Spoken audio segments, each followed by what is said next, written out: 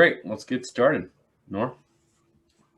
Okay, well, welcome everybody. I believe we are live on Facebook as well, so you can always put some questions in the chat, or as we get into next month as well, just send those questions to us. So the goal of these kind of monthly market insight lives is just to answer some questions that some of our clients and investors have on what has been going on in the previous month and in recent weeks or recent days, as we'll get into today. So, Sean, today there's kind of been some shakeup on Wall Street. So there's some questions that have come up and sent to us about these Reddit speculative investors, things called meme stock. Why the heck is,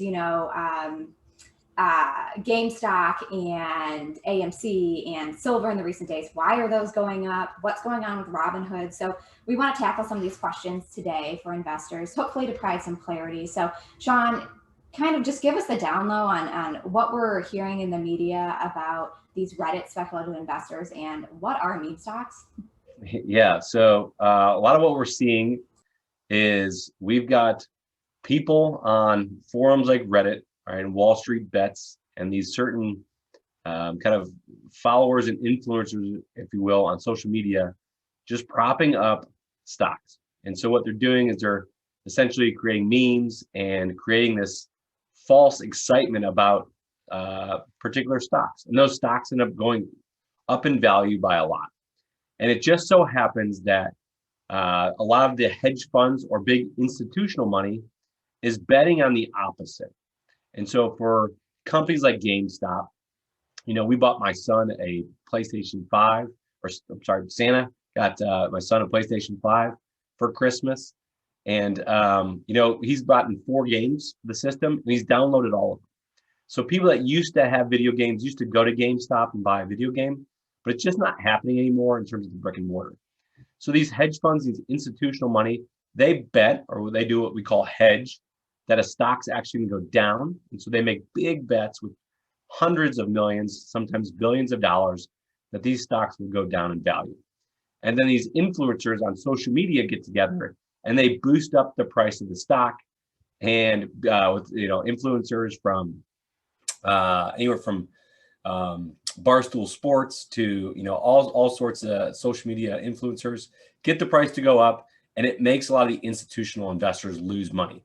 So it almost becomes this Robinhood, if you will, right, or the poor guy versus the rich guy. And what we've seen was some regulation come in to prevent this from happening. And so that's kind of what is all the buzz in the media is. No one seems to care when the institutional money influences or manipulates the system, creates arbitrage to make money. But all of a sudden now we get some influencers and some everyday people that get involved in some of these stocks. And as soon as they start to make a lot of money, some of these kind of rules and these systems are allowed to prevent it from happening further. And so I think that's what's causing the most drama, is just more divisiveness in America. Yeah, so you mentioned Robinhood. So that's a platform that a lot of kind of day traders, maybe people that like to invest on their own, utilize. And in the media, they started talking about Robinhood actually halted some of these trading for these stocks. Is that technically, they did it. Is it legal? Is that something we can expect them to get involved with if you use that platform in the future? Yeah, so it's very interesting. So I think part of a lot of the drama is Robinhood was created, by 2 Stanford grads in I think it was 2013, to help smaller investors, right, make trades and trade for free. And so they were there to help the little guy, if you will. And so it wasn't there for institutional money. It wasn't supposed to be some large brokerage firm like a E-Trade or a TD Ameritrade. It was there to help the little guy. And they're going to do so with free trades. And the way that they make their money is they pool lots of little guys' money together, and then they go to what we call market makers, and they're able to kind of make fractions of pennies on thousands, if not millions, of trades that happen, and that's how they make money, right? So it's really kind of peanuts to people that are making onesies and twosies in trades, and not buying thousands of shares. So that's really how they were created and started. So what happened was, again, they kind of went against their original foundation and started stopping or preventing smaller investors from making these trades. And so that's why a lot of the drama came in. But there's reason why they did so. So is it wrong? Right? Maybe, right? Maybe it does look like the big guys or the hedge funds or these big institutions are the ones that are making out in this.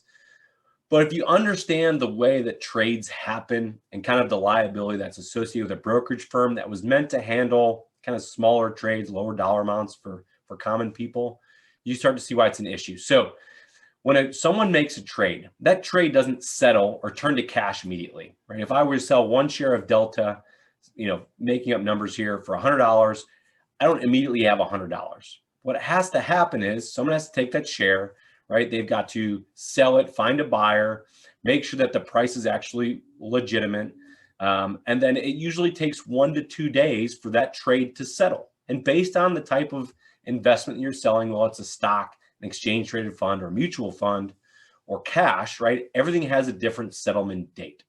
So when investors and these platforms are there to sell a share and then immediately buy another share, that brokerage firm, Robinhood in this example, is actually loaning you money so that you can make your next purchase while that trade settles. And they say, you know what, we're going to do this millions of times. It's all going to work out for us in the end. We're willing to loan you this money. Well, when they were getting the volumes, millions of people trading, the price going through the roof, they started to get into this liability issue where they said, we don't have enough money, right, for you to allow you to trade on what we call margin so that these trades can settle and I can guarantee that you can buy the next share, right? Because if there's huge volatility, huge fluctuations in that share price, they may not have the cash to be able to withstand that margin call. And so what they did is they went out in the last couple of days and they raised something like $3.4 billion to help them be able to do this so they can kind of get back to where their mantra was. So that's a little bit about how Robinhood was created, why it was created, and why we saw some of the halting in trading. And then a lot of the drama came into people just not fully understanding how trades happen and how brokerage firms work and how they make their money. Okay, Sean, we had a question come into the chat box about, you brought up hedge funds, and a question around what is that? What does that mean? Is it a type of fund? How do you put that? Is that in our portfolios? Tell us a little bit about what a hedge fund is. Yeah, so a hedge fund, right, is it's just like a mutual fund in a lot of ways, right? It's a team of portfolio managers get together, and they make an argument that they're able to use a lot of sophisticated trading mechanisms like buying and selling options, trading on margin, using leverage to actually limit volatility. Now, the reason that is not necessarily true, and the reason there's been millions of dollars, according to the Wall Street Journal, just flowing out of hedge funds is because they're extremely expensive. So one, you'll never find them in our portfolios. Two, Warren Buffett made a bet with all hedge funds, and he kind of won that bet. But he bet in 2008 that he could just buy the S&P 500 and outperform hedge funds. Because by the time you get into all the transaction costs and the fees and all that's associated with buying and selling call options and paying call premiums, that you're actually not going to make nearly as much money as just having a passive investment strategy like we have at Bolt Financial Group. So after a 10-year period, which included the housing crash in 2008, which is a time where you think hedge funds would really make their money because all their sophisticated trading techniques are supposed to limit the downside. After 10 years, Warren Buffett's buy and hold strategy earned about a 7.1% return compared to the hedge fund after fees, taxes, all that, only earning about 2.2.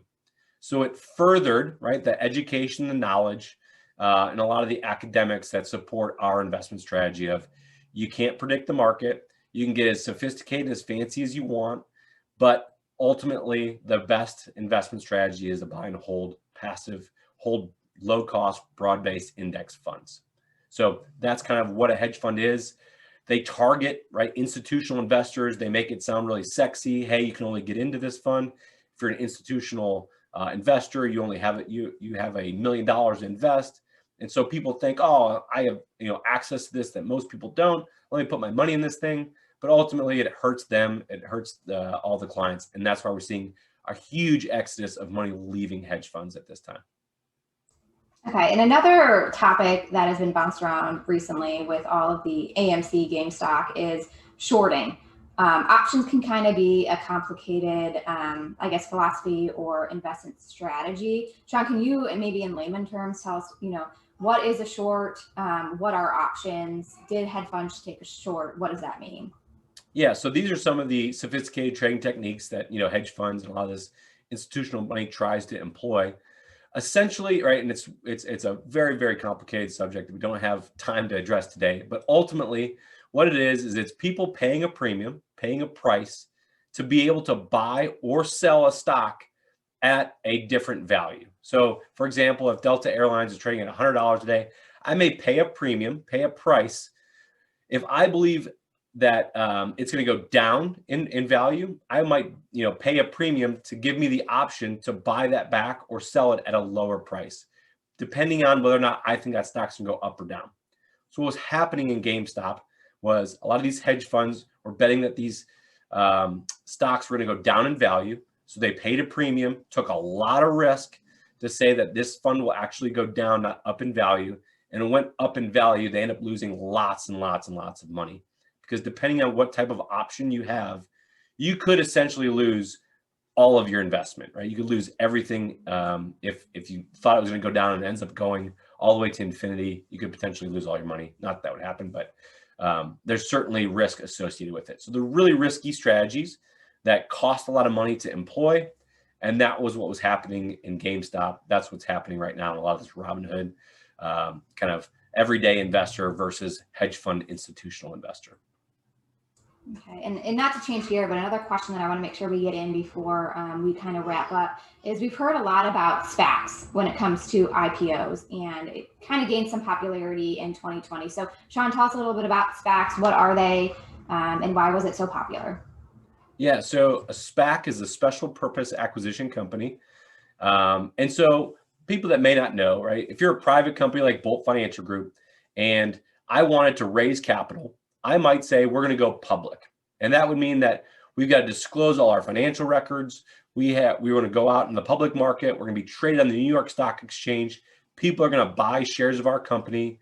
In order to go through that whole process of going from private to public, it's a really big headache. And it can take anywhere from a year to 2 years to actually go through that process of going from private to public. You have to hire an investment banking company to kind of walk you through all the rules and regulations and to get all your ducks in a row before you go public.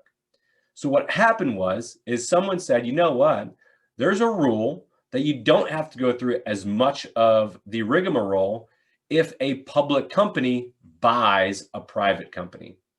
So what these SPACs are companies that start out or go through the process of being a public company on their own.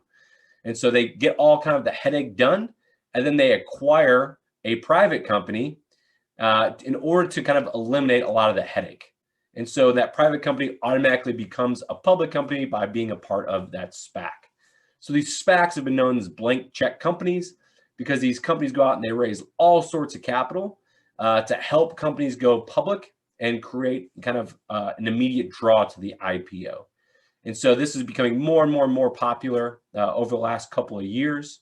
And that's kind of what we're seeing in the market is a lot of SPACs being created, getting all sorts of fundraising money to help take private companies public.